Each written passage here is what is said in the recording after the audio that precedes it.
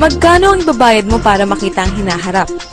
Higit sa lahat, kung nakita mo ng hinaharap, sasamantalihin mo ba ang pagkakataon? O magiging isang nasayang na pagkakataon? Mga stocks na dapat sana binenta mo, isang lupa na dapat pala binili mo, ang pagkakataong pinalagpas mo. Ilan pang pagkakataon ang darating sa buhay mo? Maaari, ito na ang huli. Kaya makinig kang mabuti. Once every 10 years, merong dumarating na talagang nagmamarka sa atin. Noong 70s, lumabas ang VCRs. Noong 80s naman, sumikat ang mga personal computer. Dekada 90, nauso ang internet. Ang mga taong sumabay sa kalakasan ng personal computers noong 80s, naging mga milyonaryo. Yung mga matatalinong ginamit naman ng internet upang magpayaman noong 90s, mga bilyonaryo na. Ano sa tingin mo ang mangyayari sa susunod na 10 taon? Sa best-selling books na The Next Trillion and Wellness Revolution ng kilalang economist na si Paul Zane Pilzer, sinabi niya na sa dekadang ito, may additional $1 trillion every year ang magagastos ng US sa industriya ng kalusugan o wellness industry. Ang mga healthy people ay bibigyan ng mga products that will make them feel even healthier, look better, at pababagalin ng epekto ng pagtanda o para maiwasan ang development ng sakit. Isipin mo, 20 years ago, hindi mo man marinig ang tinatawag na wellness industry. Pero ngayon, nagkakahalaga ng mahigit kumulang sa $300 billion ang yearly sales sa industriyang ito sa US. Halos kaparehas ng bentahan ng sasakyan sa US.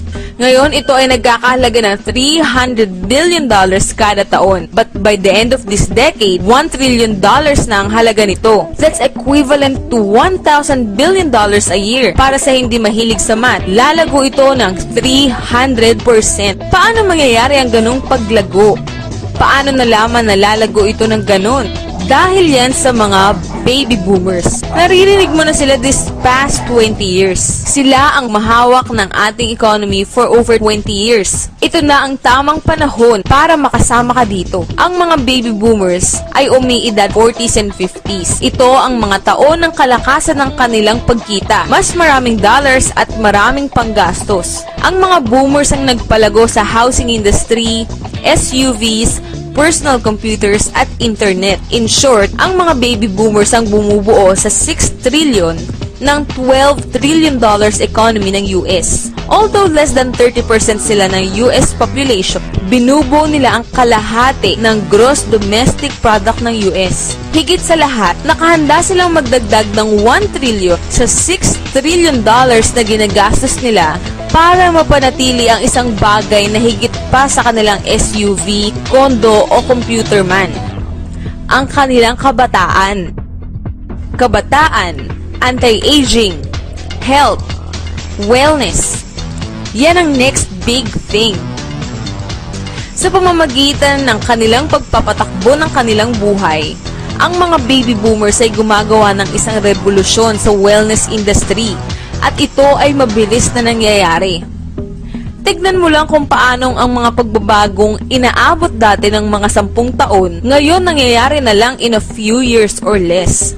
Nung maimbento ni Henry Ford ang Model T noong 1908, inabot ng 70 years bago naging $1 trillion ang industriya ng mga sasakyan. Nang ilabas ng IBM ang pinakaunang personal computer noong 1981, inabot lang ng 10 years upang maging $1 trillion ang computer industry at malagpasan ang industriya ng mga sasakyan.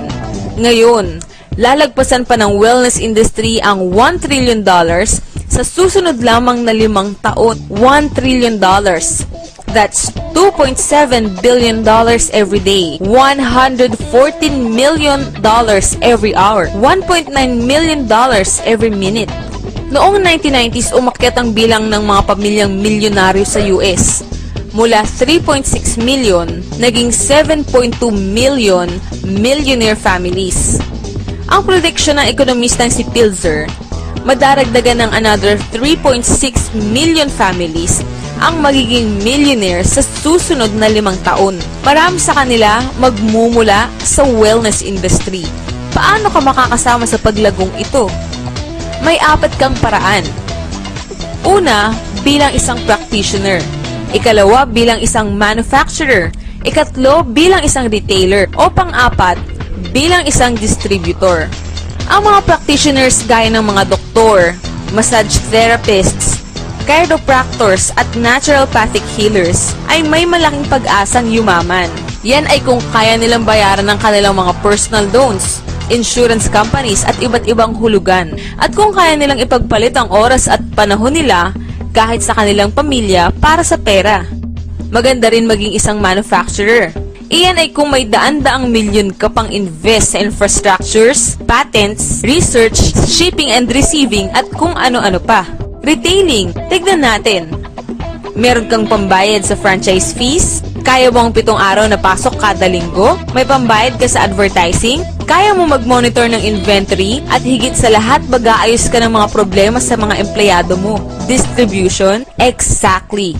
Dahil ang pinakamalaking kayamanan nitong mga nakalipas na 3 dekada ay nanggaling sa mga taong natutong husayin ang pamamaraan ng distribution ng mga bagay-bagay kesa husayin ang pamamaraan ng paggawa ng mga bagay. Gaya na lamang nila Sam Walt ng sikat na Walmart at Fred Smith ng bantog na Federal Express. Pero kung sina Walton at Smith ay nakahanap ng mas magagandang pamamaraan para makarating sa mga mamimili ang mga produktong gusto at kilala nila, ang mga bagong distribution billionaires ng dekadang ito ay yayaman sa pamamagitan ng pag-distribute ng mga products na mas madalas ay hindi pa kilala ng mga mamimili.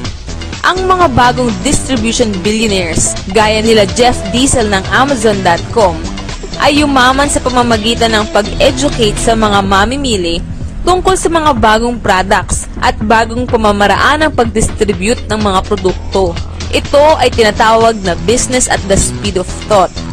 Better products, better distribution, mas maganda ang opportunity. Bakit? Dahil mayroong 78 million baby boomers na may $1,000 billion in cash na handang gumastos. Gusto nilang mag-drive ng sports cars, mamasyal, mag-enjoy, ayaw nilang tumanda, at handa silang gumastos para lamang manatiling bata, malusog at puno ng buhay. Sa susunod na 5 taon, ang mga US baby boomers ay gagastos para sa mga produktong may kinalaman sa kalusugan. Mula $300 billion ngayon hanggang $1 trillion every year.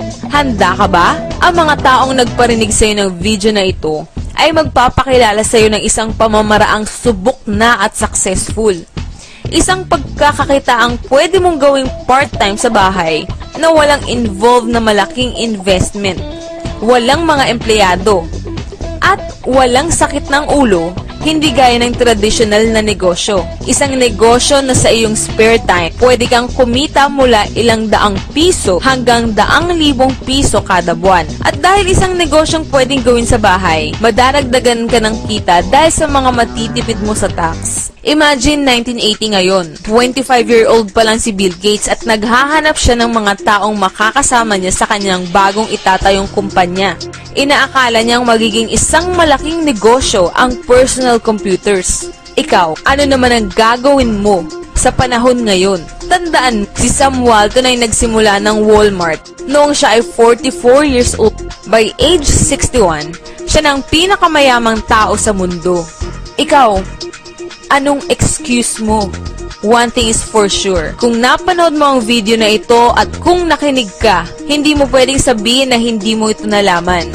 Kapag ang mga anak mo at mga apo mo nagtanong tungkol sa mga naging mayaman noong early 21st century, anong sasabihin mo sa kanila? Are you going to explain kung paanong sinamantala mo ang pagkakataon kaya't umasenso ka? O lagi ka nalang magdadahilan sa kanila kung bakit mahirap ang buhay ninyo? Ang mga impormasyon dito ay tunay. Ang timing ay tunay. Ilang pagkakataon pa ang darating sa iyo. Ano man ang gagawin mo, huwag na huwag mong palalagpasin ang isang ito.